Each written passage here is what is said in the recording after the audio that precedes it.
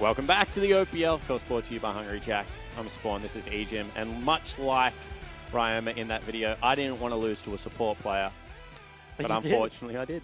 Juves, I feel like in a 1v1, you can't get that much coaching. Even like every 2 seconds, he's like, oh, do I base? Can I riposte ignite? What do I buy? Like, what's this? And Tommy's just like giving him answers left, right, and center. I feel like even if he lost, he would have won anyway because like he coached Juves to a victory. Yeah, but I feel like that's a nice thing to do, right? Yeah. Okay. Oh, he's not like a hard. You're like the hardcore 1v1er. Am I? Me personally? Yeah. Was I really? Oh, you were trying pretty hard. You had TP and stuff. See what happened in that game? I just wanted to fight you. Oh, we're being told to move on. Sin versus Bombers is going to be our next best of 3. Bombers can still make playoffs, is my understanding, if they're able to pick up all the points here. I believe that Avant Gaming is now locked, and it's a Legacy that can actually drop out. Okay, potential three-way tie is the correction there. So pretty interesting. Obviously, Legacy will be playing the Chiefs tomorrow in the El Clasico. But I mean, Jake, if game 1, AB versus Tectonic is what 8.4 is, then what if Sin got cooked up for us? Because I feel like Sin, specifically Juves, is the kind of player like on that kind of team is the guy that will do some weird stuff. Yeah, and that's what we said last week. I mean, Juves came on and he said, you remove wards from the game, you make the jungle dark, I excel. Now look, I don't understand, I don't know if I agree with Juves, however, I think that he's the kind of guy that will just continue to throw 50-50 ganks out there, and maybe No Vision makes that like a 55-45 kind of situation. Maybe, now that you got red smite instead of green smite, the jungler's doing more damage, so it's a 60-40. Maybe his gank's just stronger. But if that's the case, why didn't he just take red smite before? Like, we didn't introduce it into the game. I feel like there's a reason he was also buying green smite. In saying that, though, I feel like chaotic teamfight style early on in the game before, you know, huge disparities are there is something that Sin Gaming can excel at. Yeah, they've shown that they can kind of stand up to a team like Order, who's a pretty fight-heavy team in the early game, and they're sitting at the top of the ladder right now. So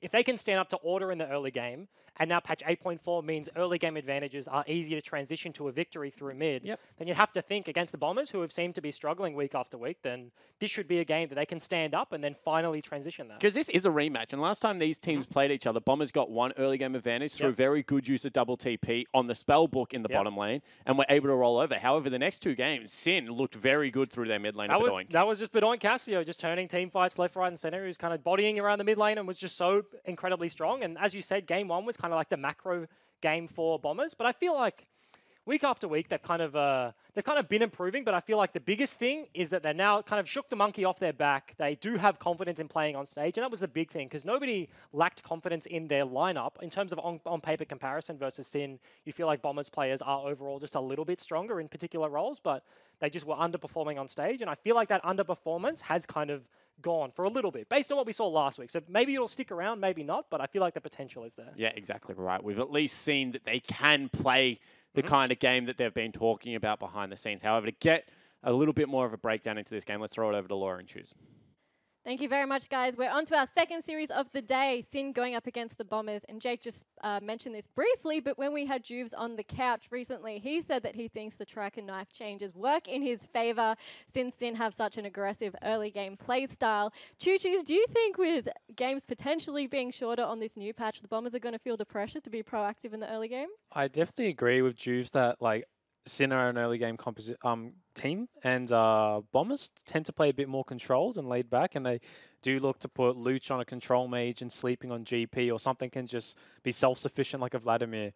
So I do think this patch does favor Sin, especially Juves, because he's the kind of guy to pick, you know, something wacky, something that will like catch you off guard and then just run in your face. So I think Seb's in for a bit of surprise. But then again, he's giving a bit away in his last week's interview. So maybe Bombers have prepared something as well. And Bombers did come off that 2-0 win against Tectonic last week, so they're probably in high spirits and had a bit of a confidence boost after that win. But Choo-choos, who are you going to give this series to? I will give it to Bombers 2-1, but I think it will be a very chaotic and close series. I agree with you, but I'm going to give it 2-1 to Sin. Remember, guys, if you would like to make your own tips at home, join us on opltips.com.au, where you can pick up those RP prizes, XP boosts, and the $25, $50, and $100 Hungry Jacks vouchers if you place in the top 150 or 25 people at the end of the split. For more information on the competition, make sure you head on over to our website at opltips.com.au. you. And just a quick reminder that Choo Choos will be answering your questions very shortly. So if you have any last-minute questions, send them over to us on Facebook or Twitter using the hashtag #LikeNoOther. And if your question is picked, you will walk out of today's games, I guess, with a mystery skin, which sounds pretty good to me. Free skin. Yeah. Thanks for your thoughts, Choo Choos. No About to worries. get this second series started. Let's hand it back over to Jake and Bryce. Everyone in the world likes free stuff. Laura is absolutely Yeah. correct. As soon as you give anyone free anything, They it's get a great. smile on their face. That's how it works. It's literally science. Exactly right. So we'll see how this series works out as we get into it. I want to talk to you a little bit about the players that you were mentioning that are now coming into form. I want to focus in on sleeping in particular. Going up against Praetor today, you would say that, you know, even though they are kind of in a similar spot, the recency bias is certainly for sleeping right Yeah, now. 100%. Week to week, the confidence issues, I think, plagued him the most out of anyone on that lineup. I feel like he's coming over, and a lot of people, we've had guests on the couch saying, oh, I rate sleeping amongst like the best top laners in the region, and then you watch him in OPL and he's just like dying left, right, and center and not having an impact. But you mentioned recency bias in the most recent games has looked very effective, whereas Praetor, on the other hand, is kind of seemingly a bit of a weak link for Sin. Their bot lane seems to kind of step up here and there. Bedoink, same thing. Juves is a bit of a known quantity. You can kind of, you know what you're going to expect from Juves, and you'll get that game to game, but Praetor seems to be wildly bad, wildly good, and kind of like all over the shop. Yeah, certainly a little bit more inconsistent. However, let's bring the lineups up onto your screen. It is going to be Sin Gaming starting on the blue side. Praetor is their top laner. Juves, their captain jungler. Bedoink is their mid laner. Dream and Kuden is their AD carry and support, and Vicarious, their coach. Of course, they're going up against the Bombers, who for the first time last week, Bryce, got into the air. We're zooming through the clouds. Maybe they can get their head above it this time. It's going to be sleeping in the top lane. Seb in the jungle. Luch, their superstar mid laner. Tiger and Rosie are their bottom lane, and Windows Monkey, their coach. And I want to talk about that. This is an organization, Bombers, that in Oceania, in Australia, is very well known. Essendon Football Club, obviously one of the big powerhouse clubs in the country. Having that backing, going, 6 weeks without a series win. Yeah. Now finally getting it. It must feel so damn good for Yeah, them. 100%. That would just be such a big relief. Especially, I want to hone in on a player like Rosie. He's been around the scene for a very long time. Been on Chase, been on Sin, been on teams in OCS, I forget the name, but then promoted to OPL. And it's been around for a while, but I feel like his performance has kind of been like under par for the most part. But I feel like last week showed that he can contest with the best in the league. So that relief kind of coming through. And now he has the confidence to be able to play on stage once again. And he's Ali, a champion he's not known for at all. He's known amongst some of the OPL supports as being like a fairly passive laner, like sits in the bush, just throws a skill shot around here and there. But he was the one that really stepped up for the Bombers, and I feel like that's a big deal. Yeah, and even when his engages were bad, like I remember his first Alistair engage, Yep. at least he was going forward. At least he was showing that proactiveness, and it did net them the victory in the end. As we jump into Champion Select, it will be Talia taken away from Lucha. I wonder if they hit the rise as well. One of Lucha's big champion. It's going to be Jarvan taken away. Makes a lot of sense. Sejuani. What the heck? Sejuani. Sejuani hits the bench. Sejuani. All right, thanks, dude. Will hit the bench as well, and Jarvan on the other side. But 15 seconds for the Bombers. Interesting to see if we see any difference from game one for the most part. Obviously, I'm going to harp on it. I feel like we should be seeing banners of command left, right, and center. But we just didn't game one, or set one rather, now into set two. See if these teams have a different read on the meta, because that's a big thing. Obviously, we see EU, LCS this morning, but other than that, which is also when the team's going to be traveling to the studio, you don't really get a lot of time in the morning before OPL to kind of change a week's worth of play. These teams are coming in blind to the patch. So it's kind of, for a new patch, especially in the OPL, you can see varying reads on what the meta will be. Yeah, for sure. However, in saying that, if you follow any of the big personalities overseas, you will see there has been lots of complaints about this patch online. Yes, there has. You listen to the dive. Chat was worried the game was broken. So we're going to see a Gangplank as well as the Kha'Zix ban. And straight away, we have a couple of aggressive holders. Praetor's going back to the Katarina. Is he going to ban that one away? Probably not. Throwback to the Lucian we just saw as well, but with 9 seconds remaining. He's just thrown back to all the meme picks there. The Lucian, the Wukong, Katarina banned away. Yeah, 2 seconds will just be the Braum locking in straight away, so fairly standard stuff. We've seen a lot of it from Kuden. Likes the Taric, likes the Braum, the Tahm Kench, things like that. Not a big aggressive playmaking support, likes the more defensive role, so that makes a lot of sense to put him on that one. Yeah, certainly does. I also think that Braum has got a terrific spot in the meta. If we see a couple of interactions, I'll explain why straight away. Essendon take away, the Bombers take away Ezreal, which is known for its combination with Braum. and look towards potentially a Camille pick as well. Not to mention, we've seen so much Zyra Rakan. Neither of those have been banned away. And taking the Braum kind of nullifies the kill pressure and the kill threat of that lane a lot. So it makes a lot of sense as a blind pick support. And they do lock in that Camille.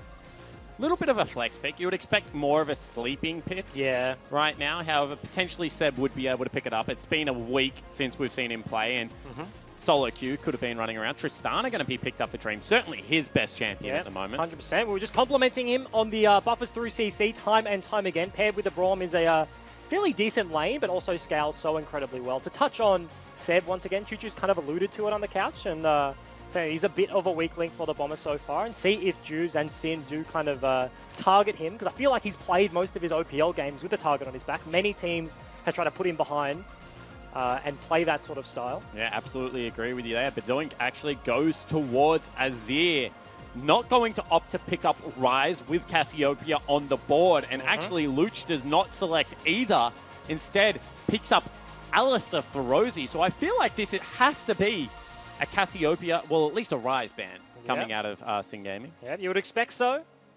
Rosie, as we mentioned, once again will get his hands on the Alistair. I feel like it's his most effective champion for the most part. Had a few rough weeks. Was one of the first players to actually pick up the Morgana to varying degrees of success. Did win a game, but unfortunately lost one as well. So has that variance there, but we'll just go back to the tried and true Alistair. So the bottom lanes are locked in. No jungler yet picked away for Sin Gaming. So the bans, you have to think, for the Bombers are going to be thrown towards Juves. Yeah, absolutely. You can already see 3 there. Now make that a 4th. Sejuani also gone, potentially 5. They do ban away the Rise on the side of Sin Gaming. Certainly Luch's best champion. Do we see something weird coming out of the jungler for Sin Gaming? Rengar got buffed in this patch as well. Throw back to his old Q instead of the new one, the kind of the arc and then forwards. We've got the old one back. Yeah, the breaststroke Q. Yeah, that's kind okay. of I like what that. he's doing, yeah. I never thought of it that way. Zach will hit the bench as well, so sticking to it. Said pretty happy with all these junglers gone. You have to think maybe the Camille will just be put in the jungle for the Bombers so That far. has to be the case. You cannot ban 5 junglers if you haven't taken your jungler, unless you play something real cheesy. Maybe, just maybe, this is the game that Ejim will get to wear a stupid grin on his face, because Volibear will be locked in. Yeah, maybe it is. Let's go. Get some rolling thunder on the Rift. Some lightning claws. Yeah, some chomps. Swatting Tristanas out of the skies. Ooh, I mean, if there's ever a time to do it, when you have an Azir, a Braum, as well as a Tristana. Ooh, every single one of them. There's lots of things. Imagine if Juves just picks it up. Yeah, that'd be so funny. I rate that. I rate that so high. Corki will be locked in as the answer to Azir. So fairly standard stuff in the mid lane for Luch. We've seen him play Corki before. Yep. Just going to try and wave clear through the mid lane. Azir obviously has very potent push, and on those windows with the package, they also have a lot of proactivity for the most part on the Bombers already. If that Camille goes into the jungle, she can go anywhere, and then bot lane you have the alley as well. And if Rosie kind of keeps his form on that specific champion... Oh! Oi, okay. Juves does not care about the 72 jungle bans that are thrown his way. Dream's actually looking a bit quizzical there. Was that a... That couldn't have been a mislock-in. There's no way. There's no way that's a mispick. Nah, Juves is looking pretty happy there. I feel like he'd be shitting bricks if he hadn't practiced Kindred. And then Kuden just locks it in. All right, so we're going to see a Kindred jungle. Something I haven't seen. Yeah. Even in solo queue. Like at all. In so long. Straight up at all. So reliant on marks to be able to pick up any form of damage. However, if Juves gets rolling, we'll be able to certainly duel. You mentioned get rolling though, and one of the changes to Kindred back in the day was that the marks aren't random. So you kind of get them towards your side of the map, more in the scuttle crabs and things like that earlier into the game. So you get the first few more reliably. But in terms of snowballing and continuing that lead sort of thing, it's very hard because they start going into the enemy junglers, Gromp and Golem camps and things like that. So it does get harder and harder to get marks as you get more of them. So we'll see how Juves can kind of set up this one. Pretty tanky lineups for across the board, both supports and top laners. For the most part, will just be tank damage junglers as well. Camille versus the Kindred. You have to think early game. If Seb can actually get onto the Camille, then he has that potential to duel him out. But Juves just should have the advantage. Range versus melee. Yeah, absolutely. All you have to be able to do is dodge that Q. Dodge the hook shot. Yeah, the hook shot. However, I feel like as you can continue to follow with the ultimate, potentially you start winning it again. Obviously, Kindred kind of has her own ulti. Like, they're kind of inverse champions. Yeah, pretty interesting going on. You lock down the Kindred, and she's just like, okay. I don't hits die. the R button, like, I'm fine with this. My team's coming. I've got a Braum jumping over the wall with the Tristana. Yep. So, some interesting stuff already. We were talking about different reads on the meta so far, and Juves pulling something mega out of left field. Maybe they expected the jungle bans, because I feel like that's a pretty weird champion to prepare. I feel like it's a reach, to be perfectly honest. So Sin Gaming reach for a pocket pick, and they pull out a Kindred, who immediately has marked Seb and just says, come on, bro, let's fight 1v1. And he does. He's also got the press the attack there, so we're talking about the buffs to that rune already. Obviously, press the attack jungler there. But as we are into game 1, Sin versus Bombers, Laura is standing behind, or beside rather, Sin coach Vicarious. Thank you very much, guys. I'm standing here with Vicarious. Over the past few weeks, we've seen both Bedoink and Dream step up. What's been happening behind the scenes to allow these guys to improve? Yeah, I have been very impressed at their performance over the last few weeks. I think they are really great upcoming players. So the way I sort of train them or like help them improve is to help them pinpoint their personal weaknesses, and then I show them thoughts of other regions on like how they deal with it in competitive situation. When we had Juves on the couch last week, he was saying that the tracker's knife changes would work in his favor, and there was a lot of bans thrown at him today. Do you think he may have given too much away last week? Not really. I think the tracker's knife removal actually does help him, because he is a jungler that sort of suffers quite a bit with vision sometimes, as we see against other teams. But I think like with the 5 bans and also the jungle pick early, it's planned, I think. So we were expecting that to happen, so that's why. Yeah, we've got Kindred coming out today. Can you explain to us the reasoning behind this pick, and also how she works with your team's composition? All right, so we genuinely think Kindred is going to be strong this patch because of the press to attack buff, and also the removal of Tracker's Knife that sort of generally gates her pathing. So I have trust in Juve's smart pathing, and he's gonna he will be able to snowball with the Kindred. I'm looking so forward to seeing how Kindred pans out. Best of luck with the series, and thank you for talking to us. All right, cool. So a couple of things I want to hit on. Press the attack buff seems to be what they're about with the Kindred. However, Camille is one of the few champions that can cheese very well level 1. And look how many wards they expended on the side of Sin early game. Hint, it's all of them. Do not want to allow Seb to cheese any lanes. Absolutely not. But Juve's already looking for the invades. Junglers did mirrored paths. The same stuff end up on opposite sides of the map. So Juve's once again already in the enemy jungle, trying to take away the Raptor camp. Seb just getting himself a scuttle. And this is what I would say if you're the Kindred. Don't be baited by your marks. Obviously, it's spawned on the opposite side of the map. Juves could have been like, hey, I have to go get that. Let's make a V-line for it. However, he says, you know what? That's not what I'm about. I'm just going to go counter jungle a little bit. If I run into Seb, I'm confident I can win the 1v1 because of all the priority topside. Very nice pathing. Yeah, that's what you think. The priority topside as well. Obviously, Bomber's bot lane, Ezreal, Alistar is pushing in. But with Seb down there and Juves on the top side, both teams right now playing with a similar sort of setup for the most part, but obviously Sin advantage in the mid lane. Azir just being able to push in the Corki early game. Neither of them have opted in for any sort of dematerializer. Sleeping is very low up here in the top side of the map. If he continues to get chunked out by Praetus, you would have to think there is a potential dive to happen here, especially if a slow or a knock-up lands. That's the slow. Don't go for the knock-up, however. Yeah, I feel like Bombers. There is a ping going over the wall, so he's playing this very defensively, knows he's sitting on about half HP, no rage bar, and potentially, because of Seb, they have a lot of vision on the bot side. They know that Juves hasn't accessed any of those camps, so they have the inkling he is around the top side, plays it defensively, places that ward, and goes back to farm under his turret. Yeah, they also ward out both camps. Luch drops one into the Raptor pit. You can see Sleeping drop one over the wall.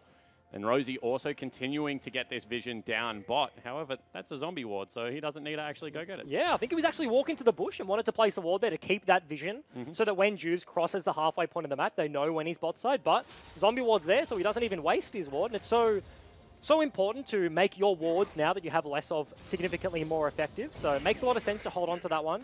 Because it doesn't matter if Juves clears the ward, you know where he is on the map, and you know he has to path towards top side, because his bot side rather, because his top camps are gone. Yeah, information would already have been obtained at that stage. As we see Luch burning TP early to get back to lane. Goes with Null Magic Mantle as well as Ruby Crystal, so a very defensive lane coming out. You'd expect Phage plus potentially Hex Trinket to be the 2 items. Yeah, you'd think so. Obviously, Corkies want to go towards the Sork Shoes, so Null Magic won't, you think, be going into the Merc Treads there, but... Always a potential.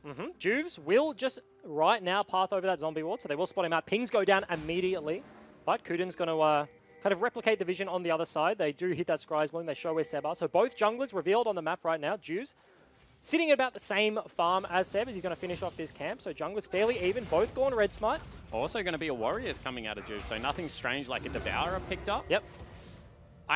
I like that because I think you have to go Zeal item second. Yeah. And Devourer plus Zeal kind of sucks, whereas Warrior plus Zeal item is kind of okay. You need damage to go with your attack speed. Yep. And if you go Devourer, and then you go more attack speed, all you've got is attack speed. You hit really fast, but you don't hit very hard. Yeah. It's not good. But Sleeping seems to be able to TP back to this lane right now, has the buy, and Praedyth was able to hold on to his. So because of that lane priority, because Juves being up there, they forced the TP advantage in Praedyth. Almost level 6, it's about 3/4 of the way there, so Sin potentially might be able to look for a play in this window of TP priority. Yeah, gonna be good. Also, ulti's synergy coming out of Praedyth here. If he's able to tie up Sleeping with the wave where it is, he'll just be able to CC him for days, and Juves will bring the damage, especially if it's into a mini-Gnar. As a big engaged bottom lane, Dream does take a little bit of damage, however, Kuden got the door up in time. They can't proc the Brawn passive there, so Rosie gets out scot-free. A little bit of damage, as you mentioned. Guardian going to negate a little bit of that, but Bombers bot lane once again have priority in this matchup. Rosie actually going to look for the base. He's gone the Aftershock again. We've seen a lot of Spellbook Alistar swapping between the Flash, the Ghost, Cleanse, TP, things like that to get himself around the map, but goes for the lane pressure of the Aftershock, does straight up more damage, is straight up tankier. Juves potentially looking to contest these golems. Won't have vision over the wall right now, but... I think he actually just wants to counter jungle away the red buff. Sees it. Seb is there. However, Juves red smites him and just chases him out of the jungle. Now you can see mid lane engage going down. Luch is chased out, but doink. And the collapse is here. Rosie also coming across. Sleeping goes over the wall. Juves now in big trouble. Has to burn the flash. And they'll just exit Sage left. Rosie being up there, such a big deal, means numbers advantage over 2 Bombers. Juves has to burn his flash over the wall there, goes incredibly low and can't commit to the play there. The ward was pretty nice to spot out Seb around the corner, got a nice bit of chunk damage to start that one off, but could not stick around for long enough. So once again, unfortunately can't pick up that one, and his mark has spawned on the opposite side of the map. Bombers have had complete control bot side, other than this period right now where Rosie was top. So unfortunately for Juves, it's actually on the Gromp in Seb's jungle. And Rosie again just uses all this time as the recall was coming across out of the bottom lane of Sin Gaming to just get deep vision into Juve's jungle. He really is being picked on right now as good damage coming out of Praedyth. You can see Sleeping very low. Does he get ultied here? Yeah, the Mark actually coming up, potentially a bait from Juves. Mark sleeping, so he thinks he's up there around for a gank. There's not much vision, only I think probably a zombie ward sitting on their red buff, so they don't know if he could be around in the tri-bush contesting a dive, but Juves actually is spotted out down bot side now around his red buff. Rosie walking in there, so they know what's up. Sleeping backs away for the time being, but comes back once he figures it all out. Yeah, you can see right now it's going to be a 13 CS advantage for the Scion. Gnar got nerfed a little bit this patch, and Scion just looking to continue his lane kingdom style of play. Nice little trade there out of Dream as he gets a satchel onto Tiger's head. And something interesting to note, when you look at the engage coming out of the Bombers, it's the alley, it's potentially the Gnar, but look at what Sin's lineup can do. They just have the stand and deliver. Azir's range so big. Tristana's range so big. If you just sit Kindred in a late game team fight on top of your 2 carries, you can just wall out the enemies and sit on that Lamb's Respite, sit on the ulti, you can't die, you get healed up at the end of that one.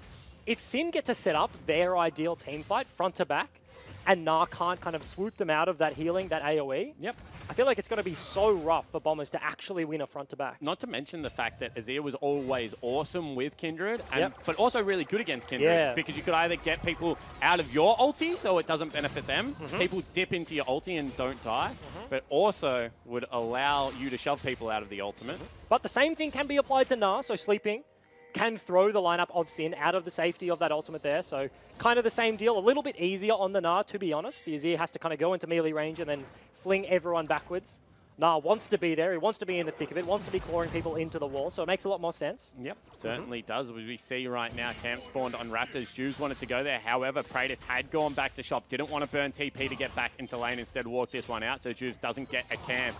And very even farm between the two junglers.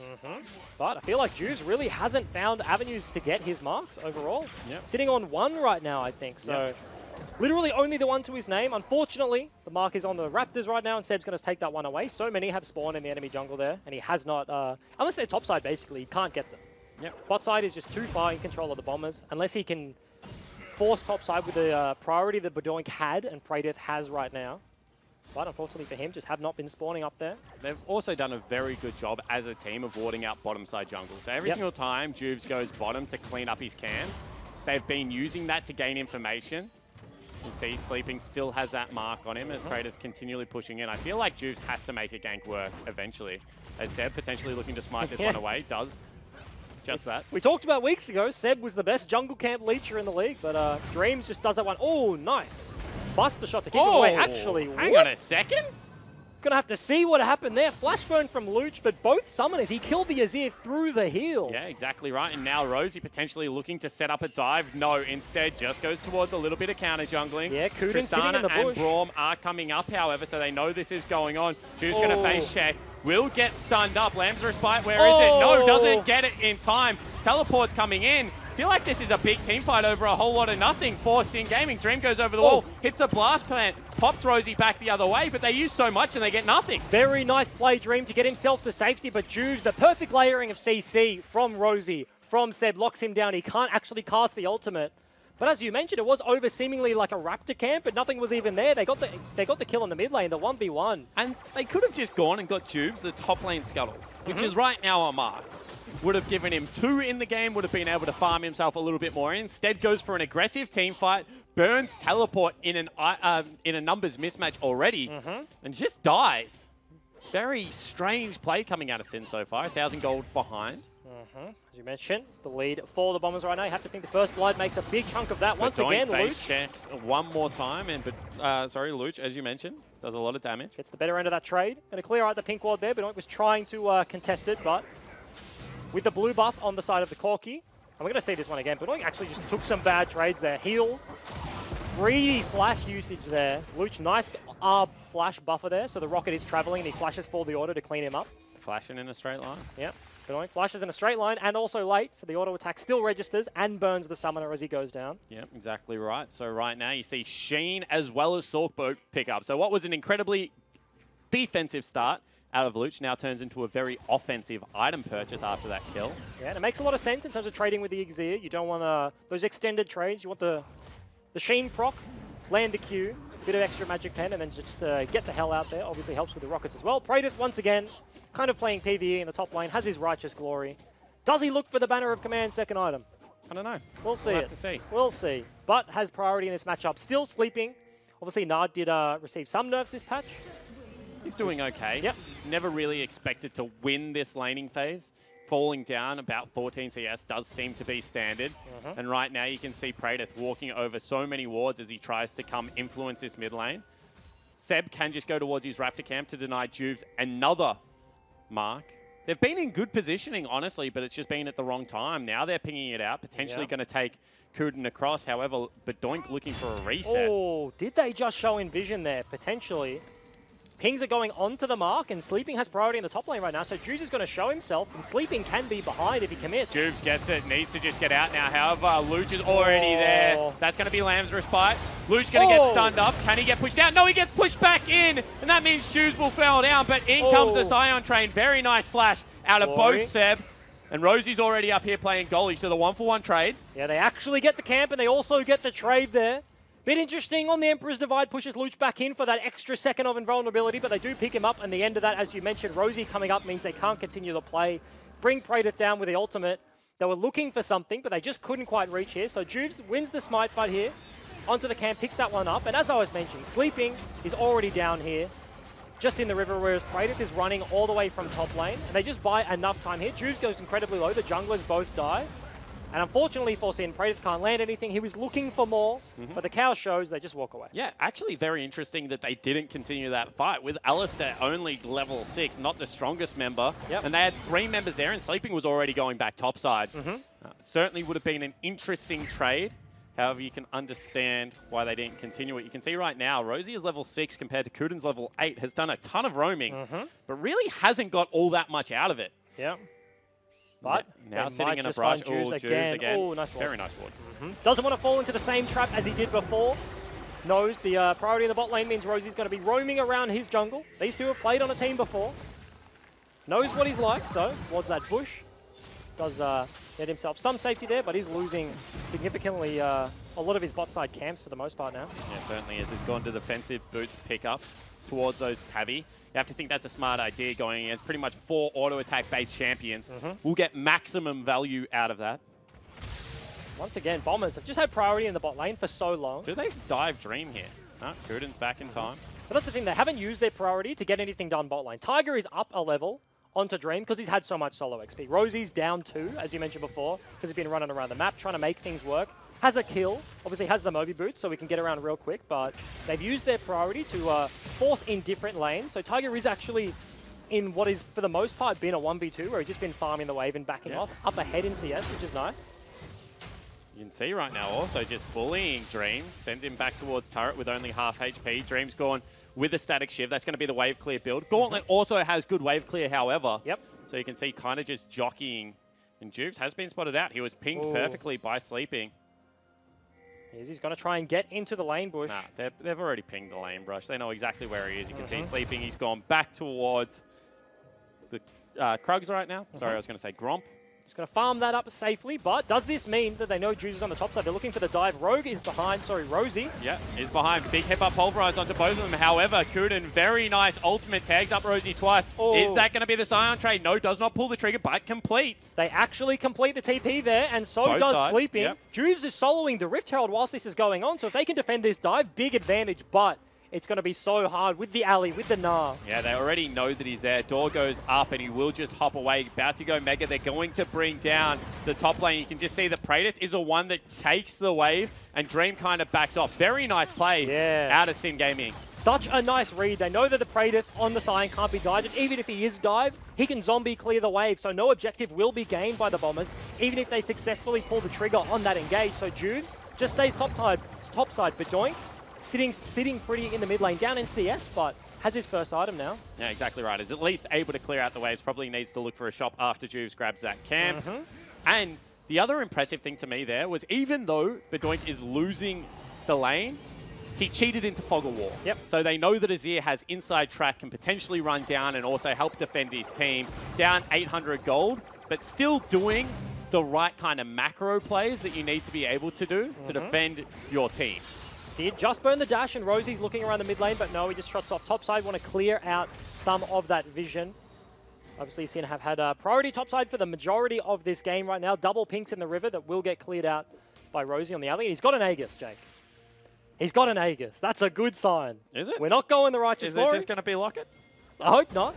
I want to see the banner. It makes so much sense in this meta. It's just so strong. Baron spawning in 2 minutes. Yep.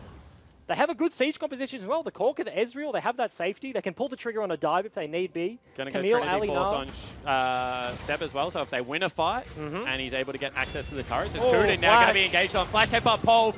Juves also has to burn his. Does he get stunned up? Yes, he does, and gets blown up before he can ulti again. Juves 0-3-1. I mean, this jungle pick, not working out. Not working out too well right now. Rosie just looks so much more decisive on the Alistar than any other champion he's played. Yep. Flash engage there, pulls the trigger immediately. Juves goes down once again. He did get another mark. I think he's sitting on 3 or 4 right now, but such a rough early game out of the Kindred. All the jungle bans were expended towards him. And Vicarious said they think press the attack on Kindred makes her viable. Juves is having a struggler. Yeah, I mean, he's absolutely fine in terms of CS. However, it's just been the fact that Kindred now is so squishy and he's getting bullied. You can see Rosie and Tiger zoning away Dream and Kuden. To be fair, Dream has played this very respectfully, has not stayed under turret 1v2 at all. Has given up a lot of CS for that, now 22 behind. And the turret was pretty healthy for the most part with the early roams, but that roam there means that about 90% of the turret health is gone for the most part, and that happened all in the last 2, maybe 3 minutes. Yep. So they were holding on very well for a while, but this is an extended laning phase game. 20 really minutes is. into the game, yep. no turrets going down. I haven't seen a game like this, honestly, in OPL, I'm going to say in years. This is not what you would expect at 8.4, to be honest. We are the fight-heavy region. And I said it can go one of 2 ways. You can either not fight at all, because you're worried about the patch, you're worried that the early snowball is going to affect you, and that's what it seems Sin's done. However, now dropping Rift Herald with Tristana, with a couple of creeps up and available, they might be able to get this turret. How much health has it got, Mr. Observer? It will go down. Yeah, 100%. Only the 1 tap is needed. They actually brought down Freydith as well, so they're committing pretty hard to this play. I'm surprised they're not pushing it through, but Doink was cheating down, and Luch was in base. Obviously has the package, but they're just opting in for the lane flip here. Sleeping should get this turret. However, it depends how far he can get this creep wave, because if he doesn't get it far enough, could build up and be a big push for Dream and Kuden. Yep. Tristana shoves down turret so incredibly quickly. Obviously, Luch rotated towards the top side, was not needed to take it down. They don't actually push this one in. Shiv on the Tristana means she pushes even if she doesn't want to, especially with the passive on her satchel there. Yep. But Rosie hovering around the mid lane once again because the package is available. Luch sitting on a small power spike here. Boots Triforce approaching his IE, but because of the package has that extra window of strength. So honestly, level 14, 230 CS at only 20 minutes in is doing great. Goes in on Dream and doesn't buffer the jump. Does Dream just push him away? Yes, he does. In comes Luch again, and Juve's going to hop over the wall. Potentially look for the fight here now that Bedoink has joined. No, not going to be the case. Successful disengage. Has to blow his heal, but holds on to the big summoner in the flash there. As you mentioned, couldn't buffer that jump. Gets cancelled by the package. Not looking good right there, but does get himself to safety. Has opted in for a very defensive Ninja Tabby. You mentioned multiple. You saw Drews pick one up. Now the Scion as well as the Tristana. So just opting in for the scaling. The earlier spikes coming out of Ezreal and Corki makes a lot of sense. And then he just wants to survive this point of the game and get to late game. Honestly, they want the game to go for as long as possible. Yep. Whilst we normally expect Sin to be a team that plays a little bit more wildcard League of Legends, this time around, when you have a Zia Tristana, the game can go for as long as it needs to go, because those champions will be better at the end of the game. Juve's now looking for his first gank. Sleeping, do-si-do, flashes away. Where was Praedith going then? Yeah, he was going towards the wall, to be honest. Rosie shadowing down the river here, but flash forward, goes for the slow. Bedoink now looking for it, misses everything, and Sleeping should just be able to wander this one out. Kuden also here. Everyone is coming for Sleeping. In the meantime, stops the jump over the wall. Do they give it over to Juves? No, Bedoink picks it up. They committed so hard, and they lose their mid lane turret for that. Dream can't defend it. No heal by himself. 2 members of Bombers just take that one down, seemingly for free. They get a kill and a blue buff. Yeah, that gank sucked. Yeah. They're going to lose mid lane and top lane tier 2. Unless they can get something back very significant. Nah, they can't. When you talk about trading, like kills for objectives, you're like, oh, okay, we're going to give away the air Drake and get a kill. So we get the gold lead at least. They didn't. They got the kill onto Sleeping, sure. Get 300 G, but then they don't even feel bad turrets for that kill. That's one of those kills that you just laugh and say, oh, I nearly got away. Yep. Plus, they got nothing for it. Wasted so much time living for just long enough to take that one down. Rosie, I like it. It's on the cloth armor. That builds into Glacial Fissure. No, not Glacial Fissure. What is it? What the heck are you talking about? Banner of Command? Yeah, the Banner of Command. He's got it already. Yeah, he bought it while I was talking. I was looking at you, just your handsome face, you know. It's all right. Yeah. It's because I shaved. Oh, okay. It's the short beard, not the scraggly long beard. Yeah. Yeah, you confused me. I'm just trying to go through every stage of the beard. Next week I'm going to come in with only a mo. Oh, I don't know if I like that one. I don't know if I like that one, mate. Gonna look like Ned Flanders, the old soup strainer. We'll have to see. Howdly doodly, welcome to the OPL. Oh my god, imagine if I did the whole show like that. That would be banger. No, thank you. No, thank you. We are 23.5 minutes into the game, so with the banner has actually been used. I'm not sure where Rosie's put that one. Must have been topside. He couldn't have put it bot. Unless he walked it out of base. That is a thing. Potentially dropped it into Sleeping's lane out of base. Yeah, you can kind of... not a lot of people in solo queue honestly build banner. It's more of a competitive item for the most part. And is on the fringe of the meta at best over the years. So you can kind of base. And if you reset when all of your waves are spawning the cannon creeps, every 3rd wave, you can kind of pick and choose when the minions are around your nexus. You don't have to run completely across the map. And then with the Mobies and the Alistar, they have an air Drake. And you see that Sion's E does magic damage, his W does magic damage, so this shouldn't hurt it. See? Does not. But the auto attacks will. Yeah. Finally, we'll take that one down, but that's a turret going over 2 Bombers. You know the best thing about Banner of Command on a support? What? Gives you if gold. it kills creeps, you get the gold. Yeah. You put it with your top laner who's trying to farm them desperately, throwing boomerangs left, right, and center. Does and it proc Targons? Oh, I have no idea. So if Rosie kills a creep in Sleeping's lane, does Sleeping therefore get Targon's gold? I have no idea. I feel like maybe it would, Come because on, if it man. grants you gold, then it's granting you the kill. Color caster doesn't know the answer to these questions. Oh, okay. You're a color caster, what? No less than like a couple of months ago?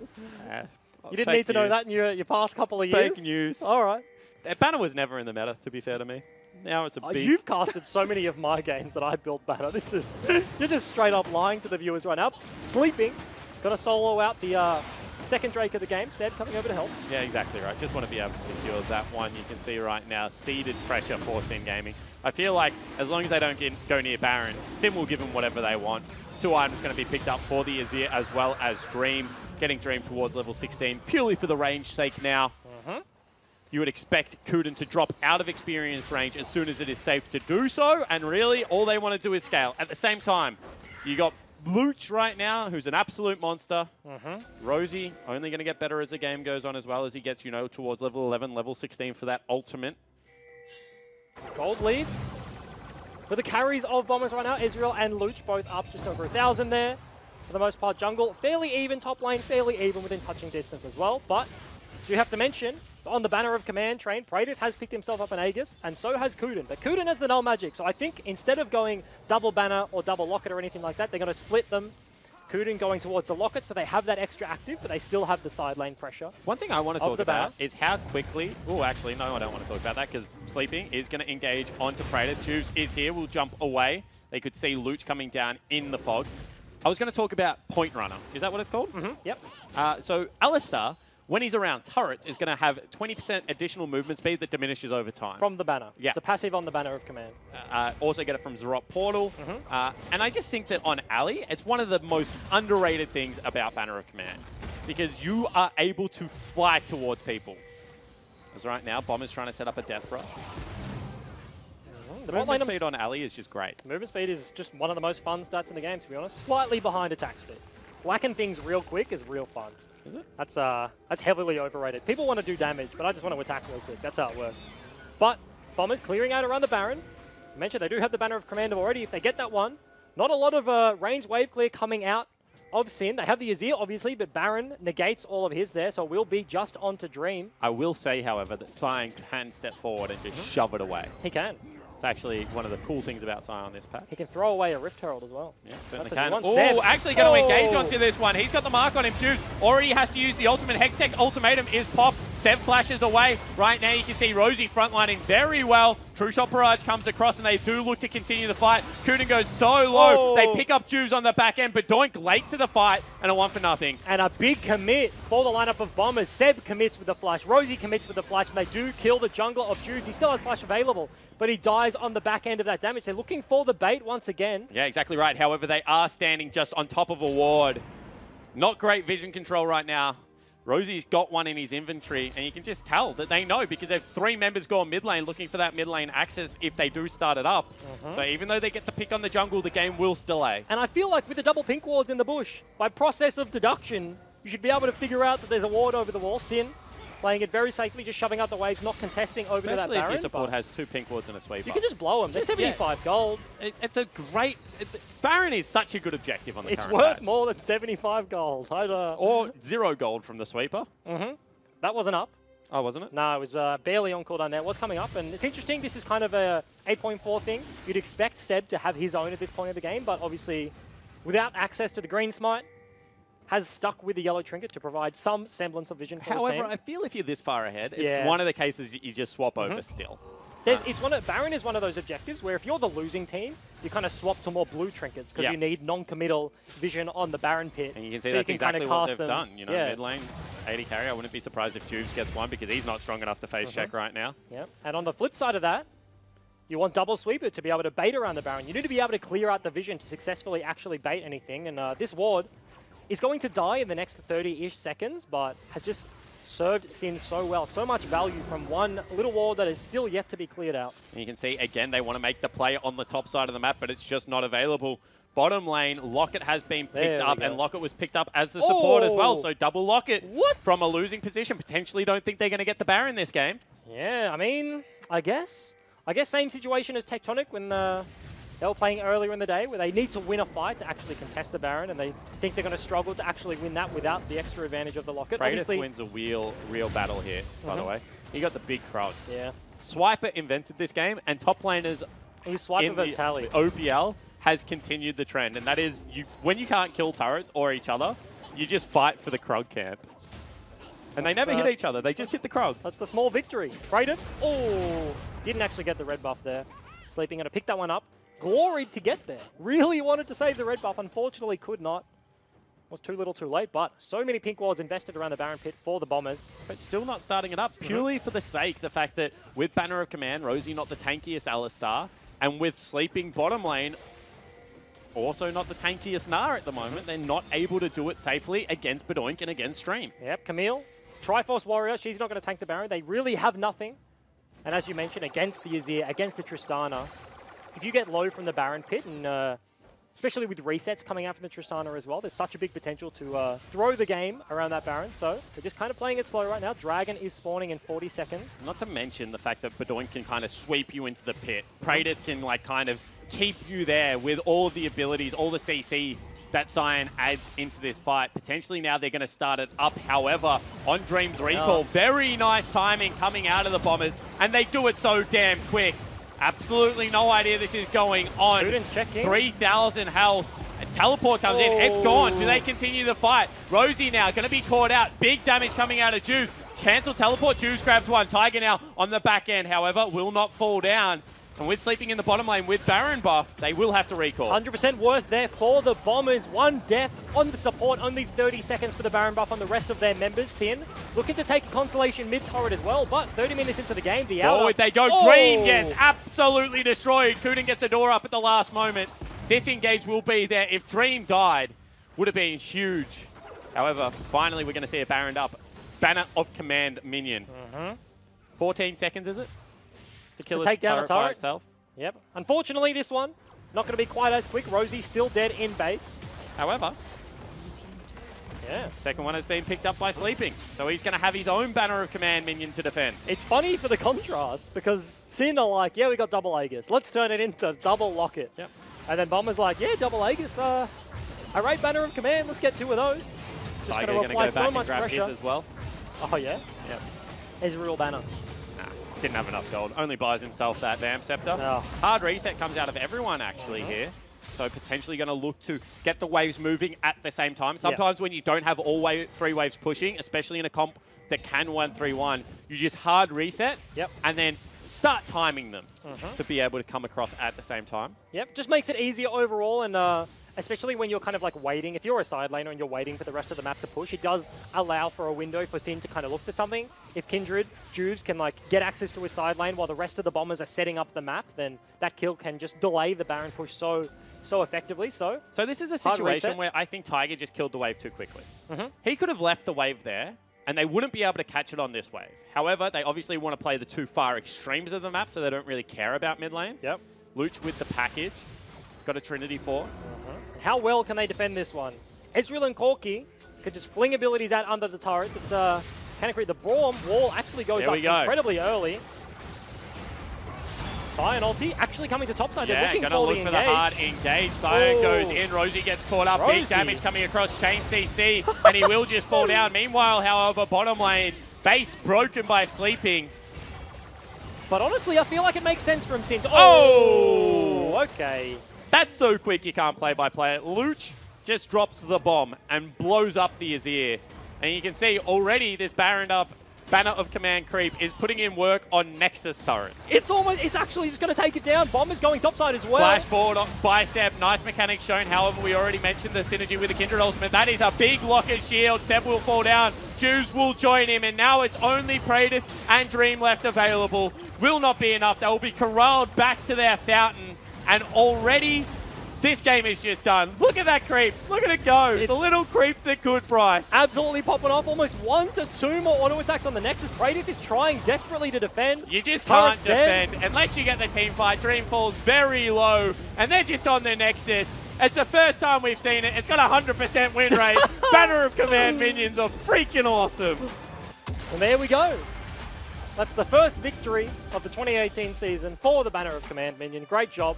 Finally on the scoreboard.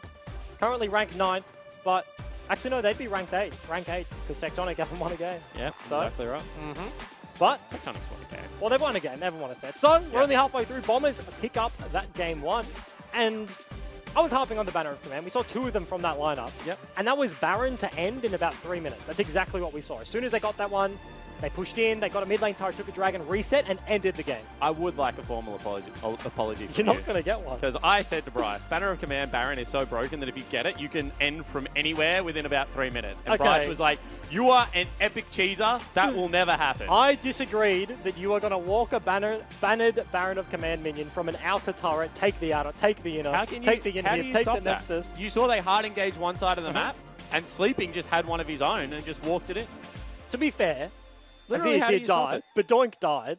Because I was going to say, when they were setting up for that play, right, Sin actually pull the trigger on an engage, and I feel like that's the right call. Yep. You're going to lose an inhib, whether it's top or bottom. One of them is going to go down, so they sack bottom. They bring the Scion up, they get an engage onto Rosie, so they should be able to, if Doink doesn't fall down there, they should be able to, like, sure, they've lost the bottom inhib, but they can defend the top side, they can clear out the wave, they have a numbers mismatch, they can kind of try and deal with the banner minions for that rotation, and when Bombers set up again, they have to do it all again. It's kind of rough, but they buy themselves some time. But as soon as Azir dies, the Banners just whack at the Nexus and they win. Becomes very hard to defend without your mid laner. I just feel like it's on a, like, what is it, 200-second cooldown? Something like 3 minutes around there. Yeah, the banner. I'm pretty sure it's 2. Yeah. I'm pretty sure it's 120 seconds. 120 seconds. So it's just no time at all. I mean, you just have to keep picking fights. As soon as you fall into that situation, it really becomes a game of turret defense. Yep. Like, you have a certain amount of bannered up minions that you can defend against, and if you don't get an ace, you lose the game. It's literally green TD, and then the Banner of Command is just the boss wave, and it's like ranked. It's like level 7, and the boss is coming in. You're like, oh my god, I didn't get enough siege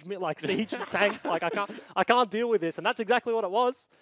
And the hero wave's just too good. Yeah, exactly right. Sing Gaming showed up expecting to play League of Legends. Instead, had to play turret defense. They lose. So let's throw it over to Laura and Choo Choos to break down that game. Thank you very much, guys. The Bombers are back on the runway, picking up the first game in this series. And I think we have to give some credit to the Bombers for being able to, especially Luch, for playing reactive, especially in that early game, being able to recognize Juves' objectives and also Sin's playstyle that game. Yeah, it's pretty much what we thought it would be like. Sin came into the game really aggressive, picked the Kindred, and were like, okay, let's go take down Seb, let's go into the enemy jungle, let's go into the red buff. But unfortunately, like the mid and top lane priority and pressure coming out of the Sin solo laners wasn't enough, didn't give enough room for Juves to really do what he wanted. And I will give credit to Luch, especially for having an outstanding performance with a First Blood, maintaining a good CS lead and good lane priority, as well as Sleeping, who played kind of I would say a bad matchup. The Scion does really well into the Gnar, but he did well as well. But I think Bombers neutralized the aggression that Sim was trying to do, and they played a control game and closed it out well. Juves didn't have the best time on Kindred, but Choo Choos, you were saying that you thought the Kindred pick was actually quite good, and it comboed with Azir was... I look like a fool when you say that. No! Well, you said it. I can back it up. Yeah, so I did say it. Yeah, I did say it. And, and I said, well, like, it's like an old thing. About like 2 years ago, I'll take you back. Right, 2 seasons ago, when Kindred was like played in meta, Azir Kindred was a very popular thing because Azir Wall can push everyone out of the Kindred ult. Like they kind of did the opposite this game. They pushed, but don't push people into the Kindred ult. But yeah, you'd start a team fight, you lay it out, and you'd have your carries inside the Kindred ult, and obviously they would want to get in because they can't kill you. But Azir will push them out, and that's the 5v5 ideal team fight that Sid would like to get, but it never really got to that point. Because like Luch was too far ahead. The Alistar engages from Rosie. He was probably not really the unsung hero. He had a really good game this series. But Yeah, I think the Kindred pick wasn't as bad as everyone thinks it was. I think it was just like some poor micro errors that can be fixed, and I don't think they should be too discouraged with how that game played out. I think we've seen Rosie being able to step up the past few weeks as well Definitely. on the side of Bombers. I know people have been talking about sleeping, finally being able to put a performance on and play League of Legends, but Rosie has been doing well. So, do you think the Bombers are going to do a repeat of last week in 2-0 after this win? I don't know. Like I like red. I like red side. I think red side's a nice I don't know. This is preference, but I think Sin do still have like it in them to come back and get a 2-1. But I do think Bombers just look very strong today. Luch is just performing too good. Unless Bedoink gets on Casio or something that we know like they can perform on, it just seems Bombers are like in form today. Well, we're going to see if Bombers are able to take the win in Game 2. But first, we asked you all to send in your questions to Choo Choo's, and he's going to answer them right now. The first one comes in from Jacob, who says, was it hard going from a pro player to a coach? Yeah, no, it actually was. I always thought, like, I think a lot of pro players think about it, like, oh, I can coach, like, I've been coached before, like, I've had numerous coaches, but I think being able to talk to build, having those like interpersonal skills, and being able to relate, put yourself in someone else's shoes is quite a hard thing to do. It's a skill that I'm still learning. But I did find it quite hard to transition, but week by week, I feel like I'm getting better. Do you sometimes like see someone on your team doing something that you don't agree with, and you kind of just like wish you could jump in and all fix the time. it? Like I think one of the best things about, and this is like a thing that happens in a lot of sports, like soccer, basketball, or that, like players will go to coaches or they will turn to casters, is because they have a great insight into the game. They can put themselves in, I've said this twice, they can put themselves inside the player's shoes and they can really relate to them. And I do play solo queue with them.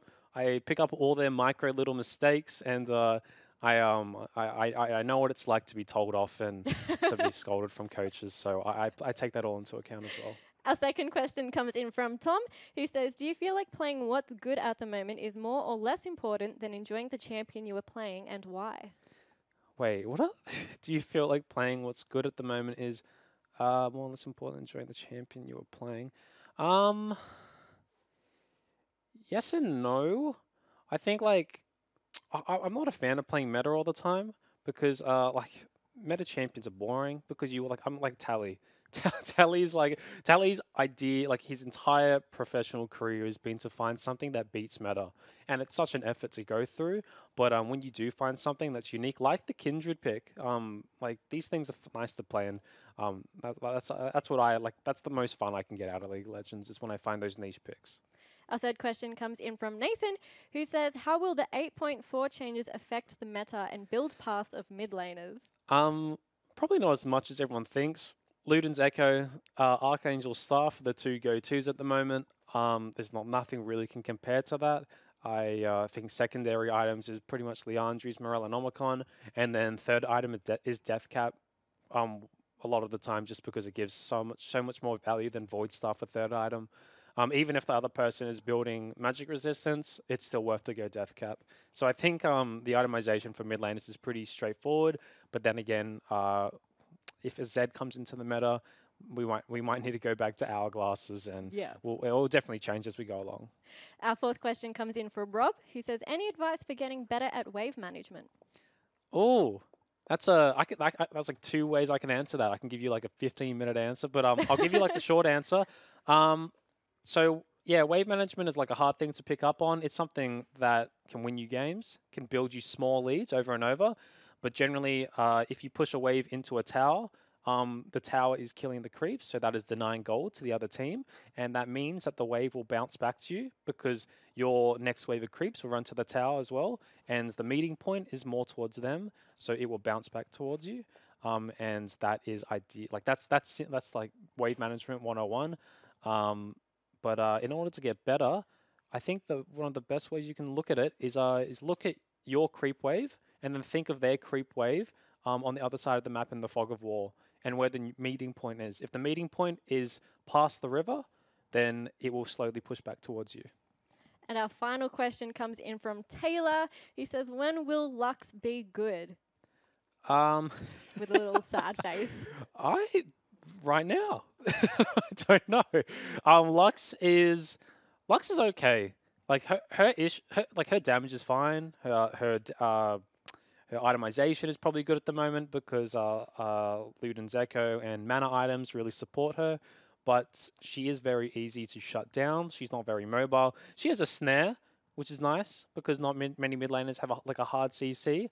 But I think maybe at the moment, like Lux should be okay. Maybe it's something in 8.4 people haven't realized yet. Are we going to see her in competitive though?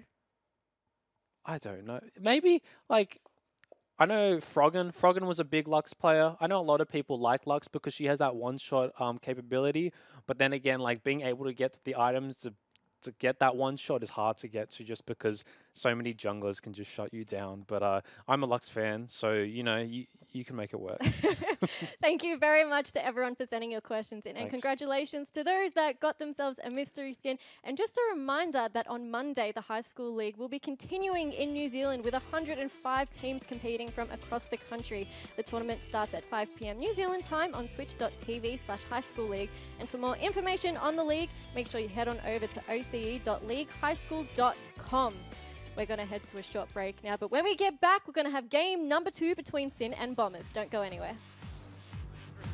Blue's going to get stunned up. Can he get pushed down? No, he gets pushed back in, and that means Juice will fall down, but in comes the Scion Train. Very nice flash. Juice already has to use the ultimate. Hextech ultimatum is popped. Sev flashes away. Right now you can see Rosie frontlining very well. Crucial Barrage comes across, and they do look to continue the fight. Kuden goes so low. They pick up Juice on the back end. Teleport comes in. It's gone. Do they continue the fight? Rosie now going to be caught out. Big damage coming out of Juice.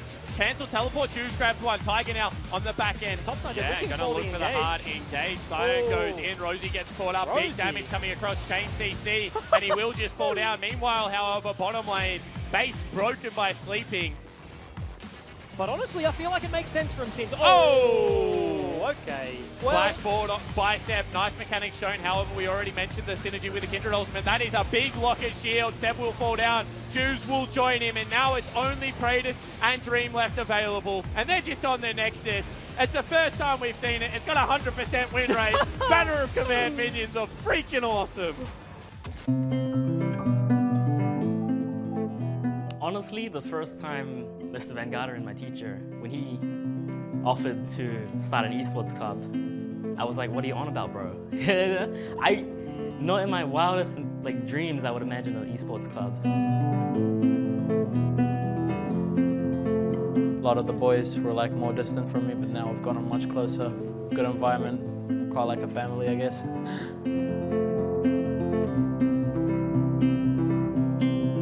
Put it out there and we asked of the year 9 and 10 students who would like to join in. So of the 900 students that we had at the school, we had about 400 want to apply for League of Legends. With the introduction of an esports team, I finally have a way to represent my school because I'm not really one to play any other traditional sports. Clubs being in schools have definitely improved my attendance rate, I guess. Gaming is perceived still in society as a antisocial behaviour, that it's done by people who just sit by themselves in a dark room, you know, living still with their parents at the age of 30, and they're sitting down there playing games. There's still that stigma, there's still that perception that gaming is an antisocial. For me, the biggest thing is to show parents and everyone, hey, that is not a gamer nowadays. If anything, a gamer is more involved with other people around the world, communicating with them through these games than ever before. I really think that esports will continue to grow in schools. It's more, maybe most teachers accept the fact that sports come in different kind of areas. You've got millions of people who are going to be watching the World Finals for League of Legends. So many people. What we did as children isn't what our grandchildren are going to be doing. Life changes, things change. Our students like it, our children like it, and it's something that's going to be coming into schools.